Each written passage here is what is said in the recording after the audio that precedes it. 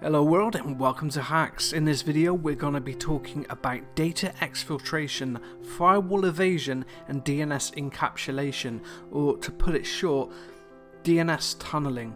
Now DNS tunneling is a technique whereby data can be exfiltrated out of the network, evading all the firewall rules that are in place via performing DNS requests. It's completely mind-blowing how this works and how it's possible.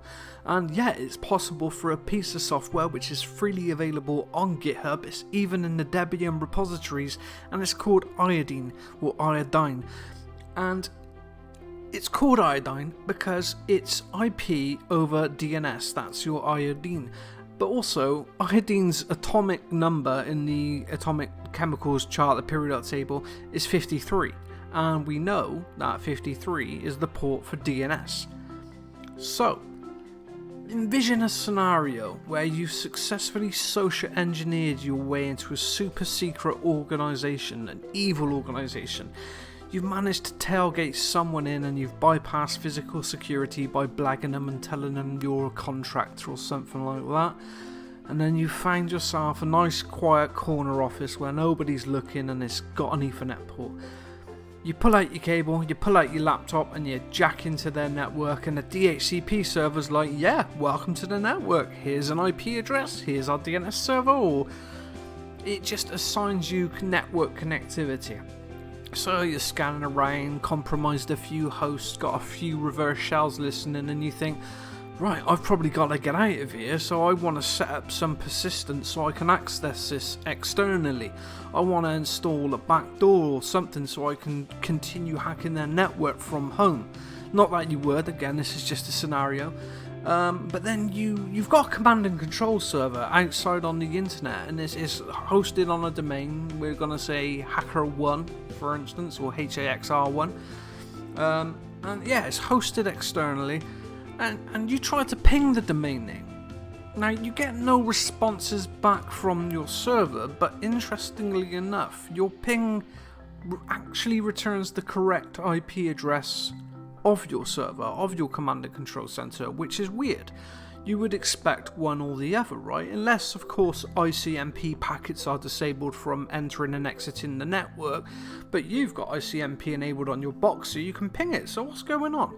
Well, it could be that the network administrator has restricted the network, because obviously they're dealing with sensitive information. They don't want any old IP or any old traffic coming in and out of their network, so they've locked it down to the point where you can't even ping IP addresses on the outside internet. You know, it's completely restricted and locked down. But then why are you getting your IP address back but not able to ping them? Well, it could be that the network administrator still wants DNS resolution on the network for some reason. It's quite overlooked. So they've allowed port 53 through. They've allowed DNS traffic into their network. So how can this help us? You know, what does DNS being open have anything to do with me being able to communicate with my server out there in the cloud? You know, I want to hack stuff. I don't want to poke around with DNS settings and A records and MX records. Well, you'll be surprised to learn that you can actually send specific DNS requests to a name server of your controlling, and it will allow you to talk to that name server. But furthermore, the responses from the name server can talk to you using that Iodine software that we talked about earlier. Now, excuse the really crude diagram. This isn't exactly what's happening. If you can imagine the green line going actually through the firewall rather than around it, but effectively all your red line is all your other traffic, so you know, FTP, SMTP, anything like that, anything that isn't DNS related is getting blocked by the firewall. But then you've got an outside DNS server, you've got an ally out there, and it's running Iodine server, and then you've got Iodine client installed on your malicious laptop. So then you know that it's running, so you start your client and it connects to your Iodine server, and it establishes a tunnel between you and that DNS server of your controlling. You're then able to communicate with this server and thus to the outside world, because that DNS server has an outside internet connection. But then you can take it further and you can set up some SSH dynamic port forwarding, and now you've got browser capabilities. You can browse internet wherever you want. So if you're at school and blocking the traffic, you know what I mean, you could easily get out of the network. But this, yeah, it could act as a backdoor into the network or a way to exfiltrate information out of the network. So how do we do it? Well, you're going to need a couple of things. First of all, you're going to need your own cloud server in the internet. There are lots of ISPs out there that will allow you to do cloud server scaling for short periods of time, and you only get charged per hour. I think Linode's one of them. So you're going to need your own cloud server with a public IP address. Then you're going to need your attacking machine. This is the laptop you're taking into the network. This is how you're going to run the client and connect back to the outside world. So yeah, would recommend the Linux distro. Doesn't need to be Kali or Parrot, it just needs to be able to install Iodine, and Iodine appears to be compatible with most versions of Linux. So find yourself a Linux distribution and install Iodine. Now you can install it directly from GitHub using git clone, and then you make it. However, I believe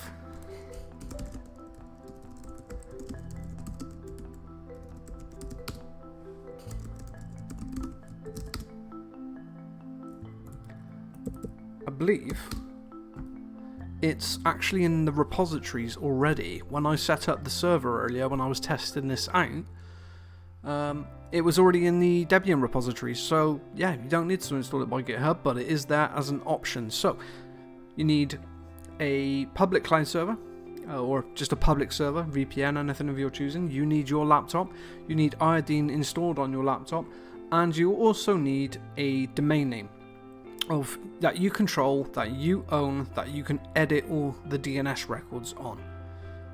And it just so happens that I happen to have a DNS a domain name that I'm not using. As I mentioned earlier, it's HaXeZ1, registered ages ago and just didn't do anything with it. But I'm going to be using this today as our domain name that we're going to use to communicate with our DNS server. And the way we're going to do this is we're going to create some records. Now, this is registered with Google. Google allows you to modify the DNS records. Your domain registrar may have a different interface. You'd have to consult with them on how to set these records up. But effectively, you need to add 2 records. So the first record we're going to create is we're going to create an A record. And I'm going to call it DNS ton IP. Ooh. And that's obviously DNS tunnel IP. And it's an A record, and I'm going to give it the IP address of my cloud server, which is 185.132.43.9. So I've created the first A record. I'm going to create a new record after that, and this record is going to be an NS record, which stands for name server. And I'm just going to call this DNS ton. And I'm going to point it to DNS ton IP.haxr.1. So as you can see, what we're doing here is we're creating this A record which has an IP address, and then we're pointing our name server record to that A record which points to that IP address. So when you do queries for the domain name HRXR1, or yeah, the subdomain DNS ton, it should sort of work its way through the traffic. Without these records in place, we would be querying Google's name servers, because that's whose name servers my domain name is configured to use, and that won't work because Google's name servers don't have Iodine running. So I'm just going to click save on those and wait for them to propagate. It shouldn't take long. Okay, so before we get into any more configuration stuff, what I want to do is a quick experiment just to show you my current IP address, just so that we can reflect on it after we've created the tunnel, and it sort of might give you a better idea of what's going on. So if we head to myip.com and we wait for it to load, you can see that my IP is 37.120.198.179, and we're in London, and that's not my real IP address. It's not really where I am, but for the sake of this video, this is what we're using. But once we've established the DNS connection, we can come back here once we've done some other SSH stuff, and see what our IP address is again. So what's next? Well, we need to configure our server in a way that listens to requests for that domain name. We've already pointed the domain name to it using that A record and an S record, but there's nothing listening on the server for those requests. And you're going to need to make sure that your server's firewall, if you've got a if your ISP provides a firewall and you've got control over that, you need to make sure that it can receive DNS queries. But you also need to install Iodine on the server and get it running so that it's ready for requests. And in order to do that, what we're going to do first is we're going to do SSH root at the box 185.132.43.9. Again, your IP would be different. And I'm going to pop in my password. Brilliant. Now we're on the server.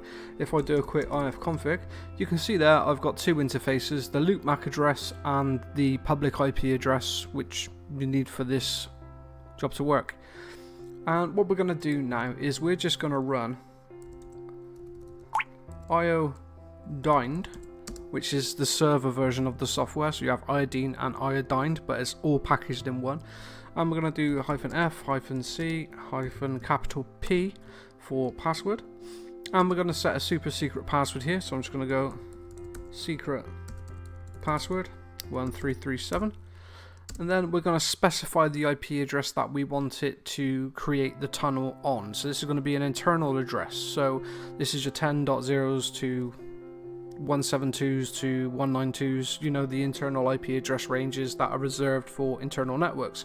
All I'm going to do for this is I'm just going to do 10.0.0.1, and then I'm going to do DNS ton.haxr.1. So going back to those Google records, all those DNS records that we created earlier, I'm going to create DNS ton, which points to DNS ton IP.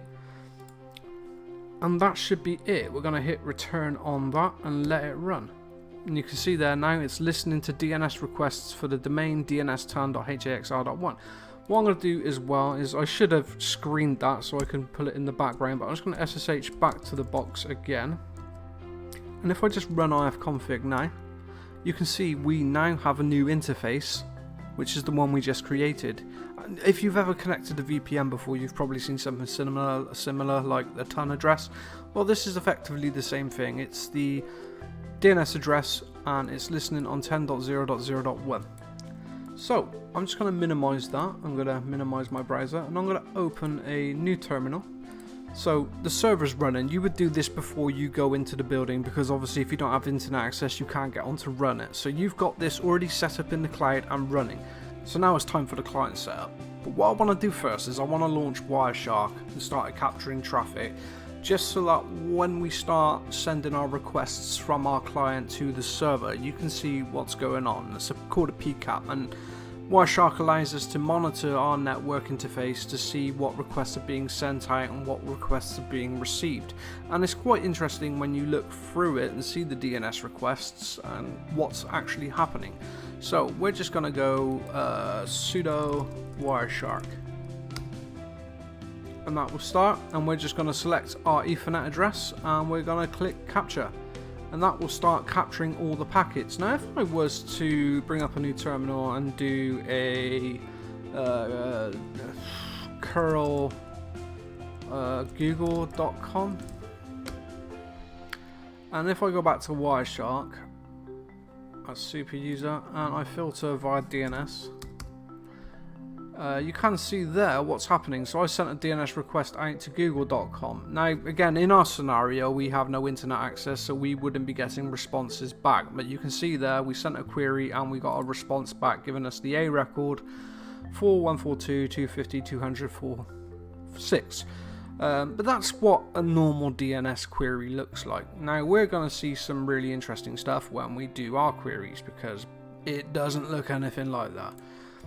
So back on our host, we've got our Iodine server running in the cloud, and now we're going to do sudo Iodine or Iodine, or however you say it.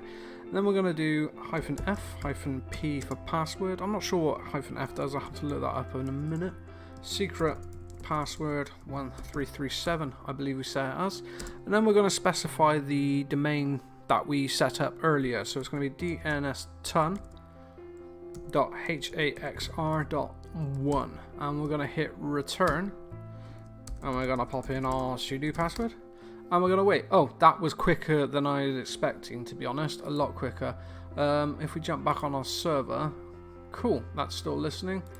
Yeah, that came back way quicker than I was expecting it to, but you can see now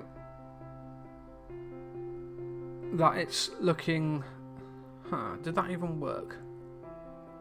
I don't see the DNS requests. I'm a bit suspicious. Okay, so you can see there, it sent some initial requests.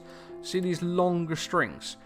So these aren't the queries I was talking about, but we'll see those in a moment. So what we can do now this connection is established. If I go into my browser now and I press Control T, and I do ifconfig, you can see we now have a new interface address of 10.0.0.2. So what we should be able to do now is ping 10.0.0.1, which is the server's IP address, and you can see we get a response from it. Now this isn't going out through the internet traditional means. This is being tunneled through DNS traffic, which we should be able to see now. You can see a few malformed packets there, but it's still working. I was hoping to see a bit more traffic than this. So we know we can communicate with that 10.0.0.1 address. That's proof of concept. We're getting out of the network and hitting that box. That box is not on the same network as us. We've got out, we're on the internet. Proof of concept already solved. Let's take it further though. So if we SSH to the box that we've set up Iodine on, so if we just do SSH-N for no command execution, and -D for dynamic port forwarding, and we're going to specify a port of 9090. Now what this does is this forwards ports dynamically to our local host on port 9090. So if we were a bit like Burt Web Proxy, which runs on 8080, we send all traffic to 8080 and we proxy it that way so that we can capture the traffic. So get sort of requests that way. It's the same with this. We're creating a SOCKS proxy on our machine where all traffic comes to us on our local host on 9090. So yeah, we're going to do SSH-N-D for dynamic port forwarding, and then we're going to do root at the server's IP address of 10.0.0.1 and hit return, and we're going to get prompted for a password, which I'm just going to pop in now. Now you won't get any interaction, but that has connected. So how can we test this? Well, let's firstly go to our internet settings, scroll all the way down to the bottom, go to network, go to manual proxy configuration, and you can see here's one I made earlier, and it's port 9090. So we're going to click OK on that. That's now set up. Do we have internet access? We do. Okay, so what happens if we go to whatismyip.com? Wait for it. We can see now that our IP address has changed to the IP address of the server. So not only are we tunneling DNS traffic out of the restricted network through DNS, again, all of this is going through DNS. But yeah, you can see all this traffic coming through and how all this data is encoded. And this is where all your commands are. This is how we're communicating with our server. So when we like refresh the web page again, if we where's the packet numbers? Is it ascending or descending? So if we go straight down to the very bottom and we click refresh on this, hopefully we should get a lot more traffic. There you go. Look at all that malformed packets. But you see these packets here with all this information in it. You can see the responses coming from the server itself to our host in the network. Again, it's the information is stored within the records that we're sending. It's all DNS traffic, which is just mind-blowing. And now we have internet access on our browser. You know, we're communicating. We can go to Google, we can go to anything. We've evaded their firewall, we've exfiltrated data out of their network. So what are the concerns behind this? Why is this an issue? Why is this a big deal? Well, obviously you're bypassing firewall restrictions and you're getting data out of the network. You think if you were like a bank or a government facility handling secret information that you don't want to be leaked onto the internet. You don't want ways to get in and out of your network for potential data leakage. If you're a prison, you don't want your prisoners being able to communicate with the outside world. If you've got people in there who are in there for crimes like drug dealing, you don't want them to be able to communicate with their employees and order more drugs or whatever it is they do.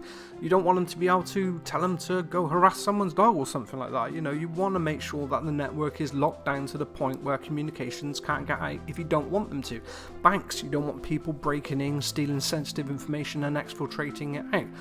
And again, it's like a way for hackers who have managed to infect a computer within their network to communicate, I would say stealthily, probably more stealthily than just doing it regularly, but it's a way for them to send messages to and from their command and control centers for the malware to receive instructions and spread or do whatever it is it's programmed to do.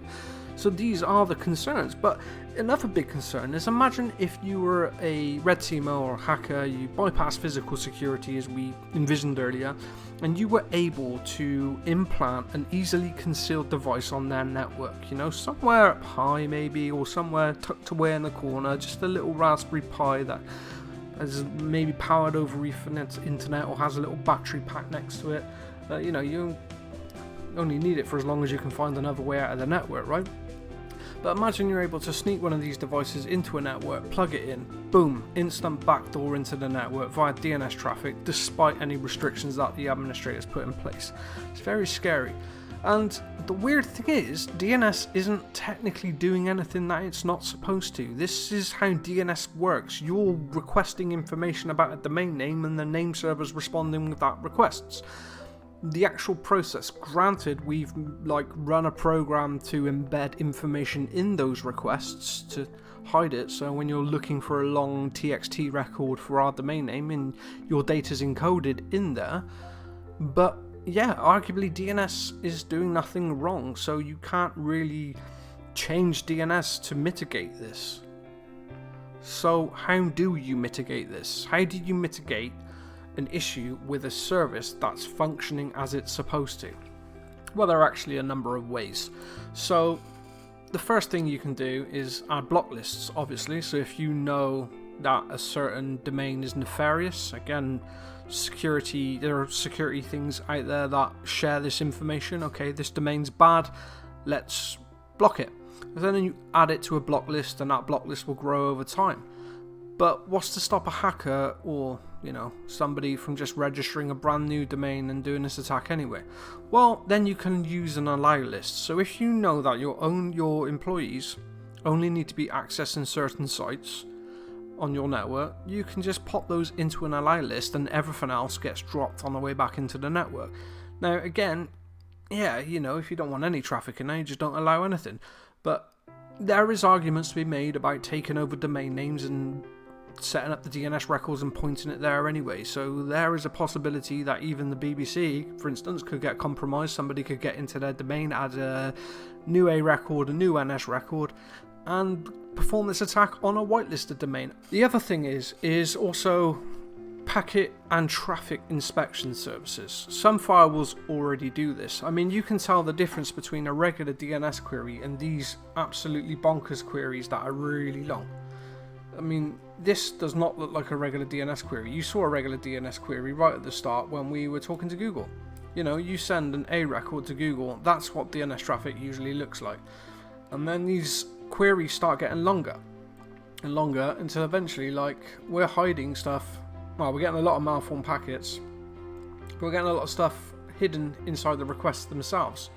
And again, we're SSH tunneling, so it's making it a bit more obvious what we're doing, but yeah, you could probably, there definitely are firewalls and intrusion detection systems like that can pick this traffic up. It becomes pretty obvious what you're doing after a certain point. Yeah, that could automatically detect what you're doing and block it, and it will find the IP address. Your network guys come along, find out what switch port it's connected to, and it breaks it. So yeah, this is a really cool attack which I stumbled across recently from a colleague and friend at work who sort of suggested I check out Iodine, and I saw it and had a couple of people help me out, get into grips with it, and yeah, I thought it was amazing. I mean, it blew my mind that this type of sort of hiding data, could you consider it almost steganography? You know, you're hiding data inside other data, but this sort of DNS encapsulation to do firewall evasion, it's incredible. I never thought something like this would be possible with DNS, but then I think that's the main thing with hacking, isn't it, and cybersecurity in general, is like a lot of stuff you don't think would be possible becomes possible. And yeah, what's the saying, everything's possible with technology or something like that. But yeah, I thought it was amazing, and I thought it was worth sharing and making a video about, because it really is, you know, just taking a service that you know well, you know DNS, you know how it works, you've seen my other video on DNS and how it all works. You take a service that's behaving how it's supposed to behave, and you do something to it to make it do something a little bit differently. Now again, the core functions are the same, but you're just now hiding data within your DNS requests. It's the art of hacking, that is, isn't it? But anyway, that's going to be it for this video. I hope you liked it. I hope you learned something. I'm sure some of you who watch these videos already know fully well what DNS tunneling is.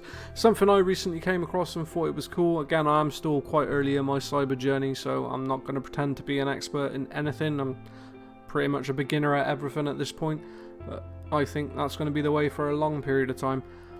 But anyway, yeah, this has been HaXeZ. This has been DNS tunneling with Iodine. Kind regards.